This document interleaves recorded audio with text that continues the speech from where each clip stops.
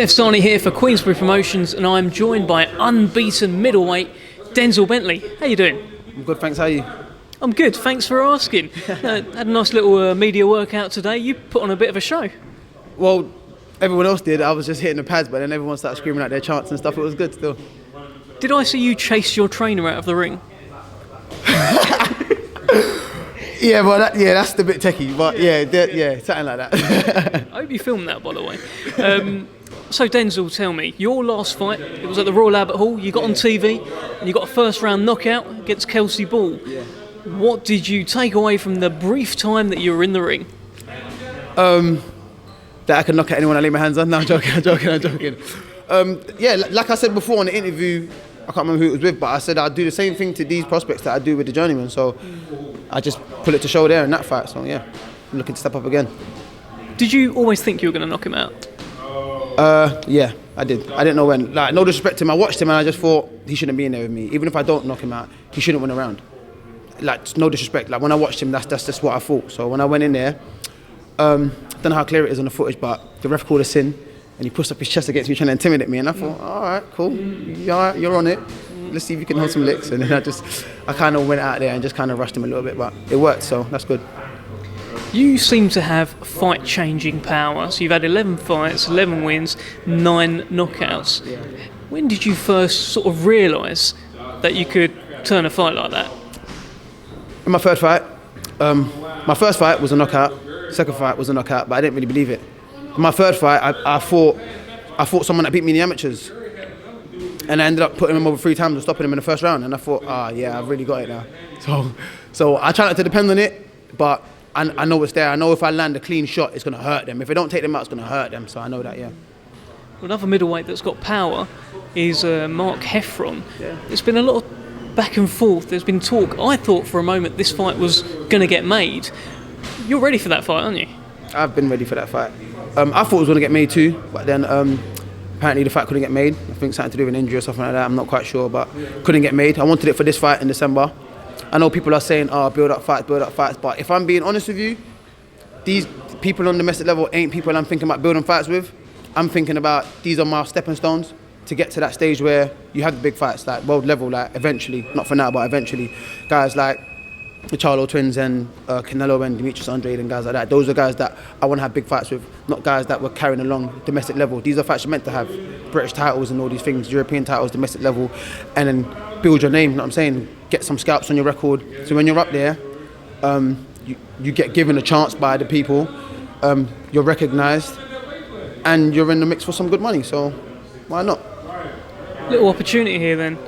If Mark Heffron's watching this, I'm going to tell you to give him a little message. What do you want to tell him? Just listen, if you're up for it, let's take the fight and let's get it on, man. It'll be good, a good show. Decent message. The middleweight division. Yeah. The number 1 in Britain is Liam Williams. Yep. What do you think of him? I think he's a good fighter, but I think he needs to move on or everyone's going to catch up to him, including myself. So I know he's got to step up fight now for an eliminator and stuff like that, which is good for him because hanging around too long will keep you still, and there's no other option than for guys like me that are trying to make their way up to get to that number 1 spot in the country to move up and chase those fights. So it's good he's moving on. He gets to testify at world level. I'm still at domestic level for now, or yet to get there. So when I do, that's another fight I'll be looking at. But if he was to hang around, that's a fight I'll be looking at right now because he's in the same position as me. If that makes sense. So the idea is he's going to box that eliminator. He's fighting Atlantis Fox on the same show. But you think if he'd have stuck around, it would be only a matter of time before you get your hands on him? Yeah, 100%. There's only so long you can stick around for. And fighters get still if they don't move forward. Well, I do anyway. If I keep fighting a bunch of nobodies or a bunch of guys I'm meant to beat, how do I get better? How do I move on? So those fights there, you catch people off guard or you just see whether they're up for it or not. Maybe he's lost motivation and that, and you try to catch guys like that. But either way, if we do fight, it'll be a good fight. I know he's an animal. I know he's known for whatever he's known for, fighting and stuff like that. But listen, I know how to box too. I know you ain't seen it yet, but I know how to box. Pretty good as well. You lose confidence, Denzel. You got this. You've got a puncher's confidence about you. Yeah, I believe in myself. I believe in my right hand a bit more now. But I believe in my boxing skills more than anything. I believe in my team. I believe in my trainers, manager, the whole team. And if they're telling me one thing, they won't be lying. If I wasn't ready, they'll tell me you're not ready. Maybe sometimes I might be too confident and be like, oh, I want this, and they might just slow me down. But the things they're teaching me, I'm confident with what they're teaching me in the gym, and I'm confident with the sessions they put me through to get me in the best physical condition I can possibly be in, to be as fit enough to go 12 rounds, 10 rounds, however many rounds it is. So because I believe in my team and I believe in myself even more, I'm happy. I can be confident. You know what I'm saying? So yeah, it's good. You train every day, I think. Well, every day that I've come in, I've seen you training with Daniel Dubois. Yeah. What are those sessions like? Horrible.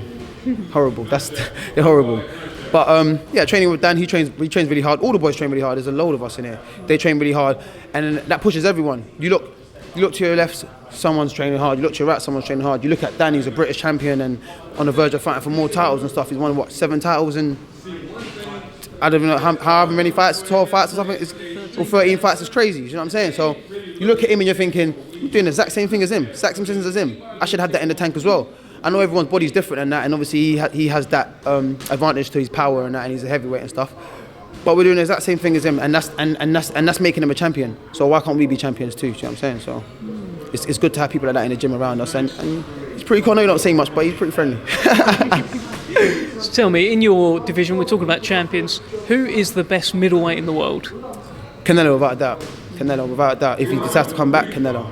Other than that, it's give or take as anyone. I know Golovkin's there, but he's pretty old now. You want to see him with some hungry guys like Charlo and Demetrius Andrade and that.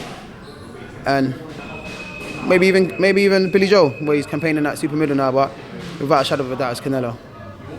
How would Denzel Bentley train for a fighter like Canelo Alvarez? I'd run every day of my life to be as fit as possible. Now joking. You work to your strengths. You work to what you do best. So I'd focus on my boxing, and I wouldn't take away from my game to try and compete. Do you know what I'm saying? To try and get an advantage over him. I'd work to my strengths. Make sure I'm the best. I'm in the best shape possible to do what I do best, to try and compete for him, because that's what he's doing. He's doing what he does best. He's training on, focusing on what he does best to try and beat everyone else. So if my attributes are better than his, over time it will show. Do you know what I'm saying? But obviously them fights there are a long way away right now, but I still think about them every day, like, oh, when I get to that level, that's crazy, imagine that. So I think about it, so yeah. Is that what goes through your head when you close your eyes at night? Think of the big stage, the big Lama fights? Yeah, sometimes I have some scary dreams. I feel like I wake up and I've just knocked out Golovkin. And I think, yeah, that was a dream. No way that's happening now, but it's all good dreams anyway. Like it's all a vision. It's like, that's what I'm hungry for. This is what I want to do. That's the position I want to be in.